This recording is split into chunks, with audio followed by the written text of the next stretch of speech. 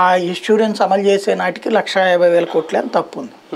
ఆ రోజు నిజంగా ఇవ్వాలనుకుంటే ఇవ్వచ్చు 80,000 కోట్లు, పెద్ద కష్టం కాదు. వాళ్ళు దిగిపోయే నాటికి 4.5 లక్షల కోట్లు అప్పు ఉంది.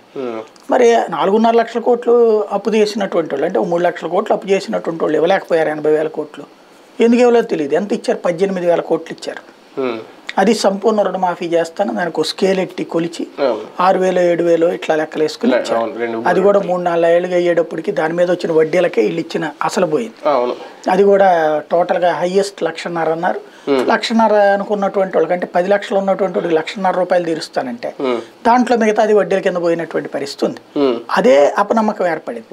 ఇవాళ రోజున ఇవ్వాలంటే వీళ్ళే చెప్పారు కదా. సరే రాష్ట్ర ప్రభుత్వం చెప్తుంది 4 లక్షల కోట్లు 4.5 లక్షల కోట్లు అప్పు ఉంటుంది. కానీ తెలుగుదేశం ఏముంటుంది 10 లక్షల కోట్లు 11 లక్షల కోట్లు అప్పు ఉంటుంది. 11 లక్షల కోట్లు అప్పు ఫర్ ఎగ్జాంపుల్ వాళ్ళ భాషలోనే మాట్లాడుకుందాం ఉండగా నీకు ఎవడిస్తాడు? ఇప్పుడే జీతాలకే ప్రతి నెల ఎత్తుక్కుంటుండగా ఇవాళ రోజున కనీసం 40-50 కోట్ల అప్పులు ఉంటాయిగా. 40-50 కోట్ల అప్పులు ఉంటాయి కదా. 50,000 కోట్ల అప్పు తీరుస్తారు వీళ్ళు. Is it possible?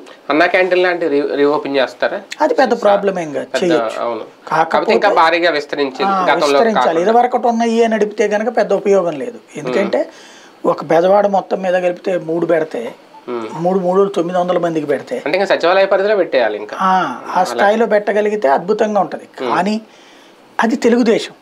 అవును, దాని ఆలోచన తీరు డిఫరెంట్గా ఉంటది. ఇట్లాగా ఇప్పుడు ఏమన్నారు వీళ్ళు ఉచితాలు ఇవ్వడం వలన జగన్మోహన్ రెడ్డి దాన్ని ఏమంటారు బద్దకస్తులు తయారవుతున్నారు అని చెప్పారు. బియ్యం కొనుక్కోవడానికి డబ్బులు ఇస్తే అంటే వీడు కూలి పని చేసుకుంటున్నాడా పాచి పనికి వెళ్తున్నారా ఏదో పనికి పోతున్నారు.